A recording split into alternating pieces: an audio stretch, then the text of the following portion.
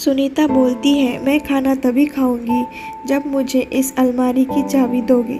रमेश कुछ देर चुप रहता है और कुछ सोचकर अलमारी की चाबी निकालकर दरवाजे के नीचे सुनीता के रूम में खिसका देता है।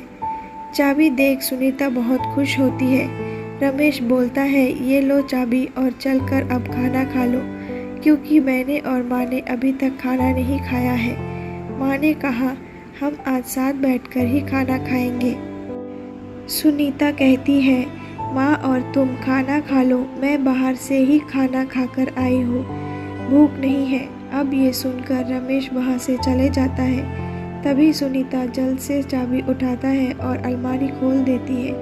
अलमारी खोलते ही उसकी आंखों के सामने दहेज में मिले हुए पैसे और गहनों के साथ उन पर एक डायरी भी रखी हुई थी। सुनीता के मन में जानने की तीव्र इच्छा हुई कि आखिर ये डायरी कैसी जो इतनी संभाल कर। सुनीता ने डायरी उठाई और खोलकर पढ़ने लगी। डायरी में जो लिखा था वो पढ़कर सुनीता के होश उड़ गए। उस पे लिखा था, आपके पिता जो आपको उस लड़के के बारे में कुछ भी ना बता सके, क्योंकि उन्हें पता था कि ये जो इश्क का नशा है वो हमेशा अपनों को गैर और गैरों को अपना बना देता है। उस समय तुम्हारे पिता जो कुछ भी समझते तो तुम ना समझ पाती। इसीलिए तुम्हारे पिता ने मुझसे हाथ जोड़कर कहा कि मेरी बेटी का हमेशा ख्याल रखना। एक मजबूर बाप के मुंह से अपनी बेटी की कहानी सुनकर मेरी भी आंखों से आंसू आ गए और मुझे ये यकीन होगा कि एक अच्छा पति होने का सम्मान मुझे मिले या ना मिले, मगर एक अच्छा दामाद होने की इज्जत मैं हमेशा पाता रहूँगा।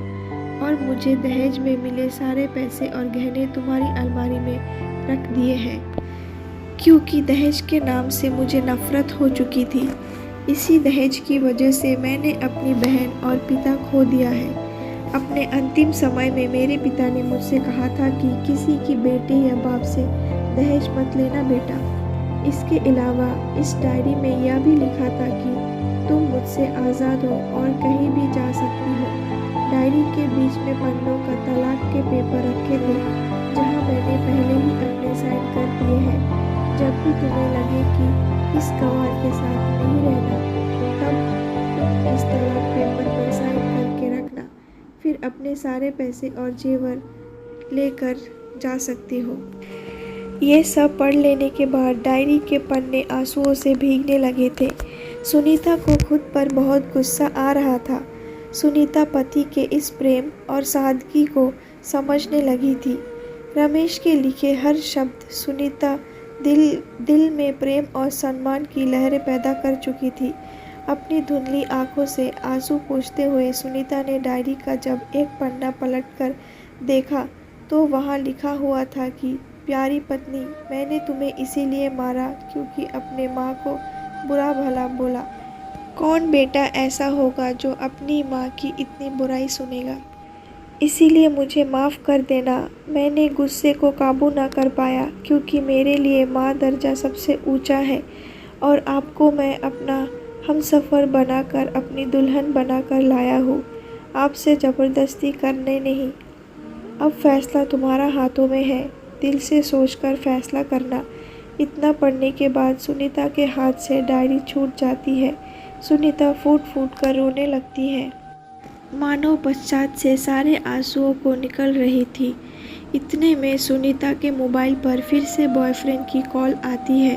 यह देख सुनीता गुस्से में मोबाइल को स्विच ऑफ कर देती है और उसमें से सिम निकालकर तोड़ देती है। डायरी में रखे तलाक के पेपर को फाड़ कर फेंक देती है। अब सुनीता को समझ आ गया था कि जिससे वो अब तक प्यार कर रही थी उसे तो सिर्फ पैसों से प्यार था, जबकि सच्चा प्यार करने वाला तो मेरा पति ही था, जिसे सब कुछ पता होते हुए भी मुझसे इतना प्यार किया और पिता का सम्मान भी रखा।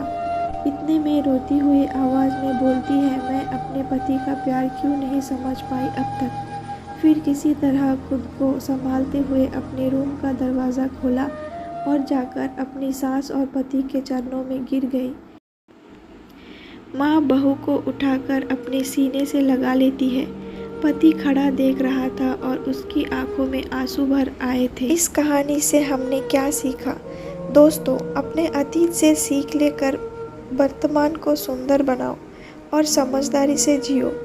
ये स्टोरी आपको कैसी लगी हमें कमेंट करके ज़रूर बताना। धन्यवाद।